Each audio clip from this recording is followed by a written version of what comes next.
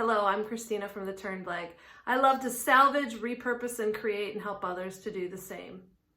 Once you've finished your piece of furniture with at least 2 coats of paint, now what do? What's the next step? I have to tell you, distressing is something really cool, and if you've never tried it, I'm here to show you how today.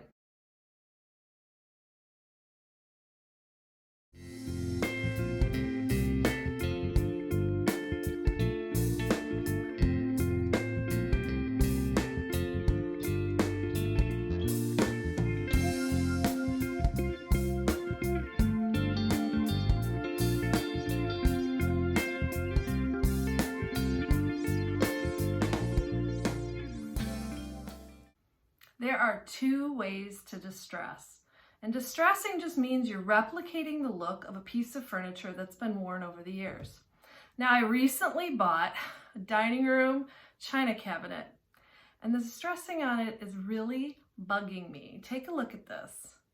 One side of the cupboards looks great and the distressing is really authentic. The other side, it looks like somebody forgot to distress it at all.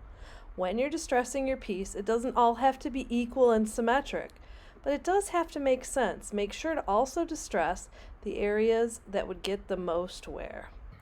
I'm going to show you both ways to distress on sample boards. Both of these boards have been painted in DIY's Cherry Picked. I love DIY paint. It is the best stuff. It is clay-based. It is all natural. There are no VOCs. You can paint it indoors without having to worry about what you're exposing your family to. And it has excellent coverage because it's heavily pigmented. For distressing, I usually use 20 grit sandpaper or a sanding block. And if it's a larger piece of furniture, I even will get out my orbital sander.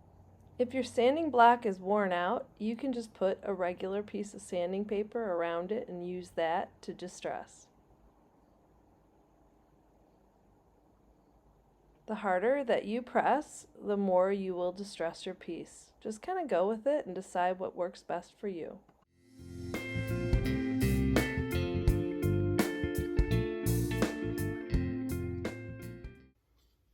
Distressing using sandpaper turns out fine, and you can use it. So we went from this to this using 220 grit sandpaper. No problem, except there was a lot of dust.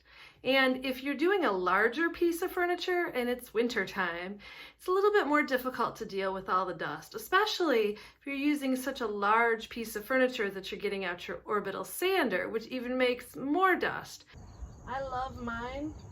I got a cheap one from Harbor Freight. I keep thinking that I'm going to upgrade it someday, and it's still going strong after, I think, 3 years now. Now, safety first. Make sure you have a really good mask while you're sanding. You don't want to get any of that sawdust into your lungs.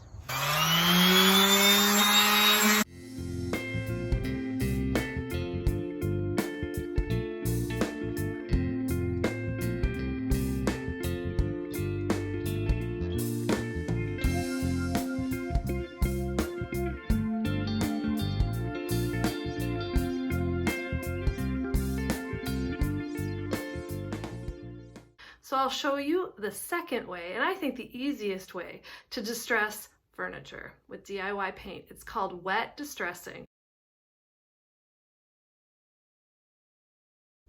All you need to wet distress is a damp rag. I use really old washcloths that have seen better days. I grab them all and use them for my painting supplies. That way all of the lint and fibers are pretty much worn off and they're not going to release them onto your piece. Get it damp, wring it out real good, and you're ready to wet distress. It's really simple and kind of fun.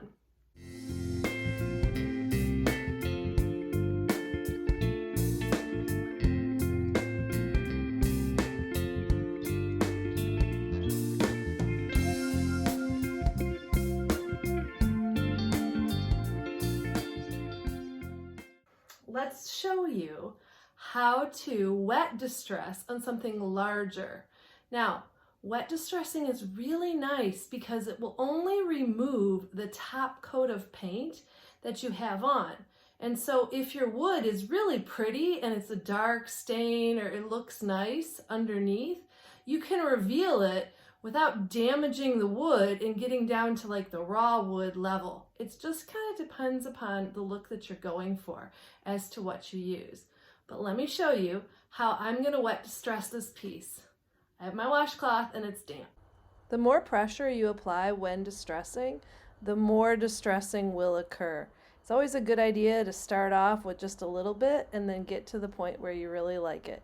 If you take off too much, you can always repaint. Wet distressing really ends up having a natural final look because you just kind of let the furniture do what it wants. The only real mess from wet distressing is the rag you're using and your hands. Both wash up with soap and water. If you're ready for the next step, how about trying a blended paint finish? Just click on the video that's hopefully popping up now and give it a try. I know you can do it. To purchase the products that you saw me use in this video, you can shop my online store at shoptheturnedleg.com, or you can shop my booth at Plaza Antiques and Collectibles Mall in Lincoln Park, Michigan. I also have links to some of the other items in the description box below. Thank you so much for watching this video. Hopefully now you feel more comfortable with distressing and you know the difference between regular distressing with sandpaper and orbital sander and wet distressing. Now it's completely up to you to distress or not to distress. If you like this video, make sure to give it a like and hit that subscribe button. It really helps me to grow my channel and continue to make more videos for others to teach them how to salvage, repurpose, and create.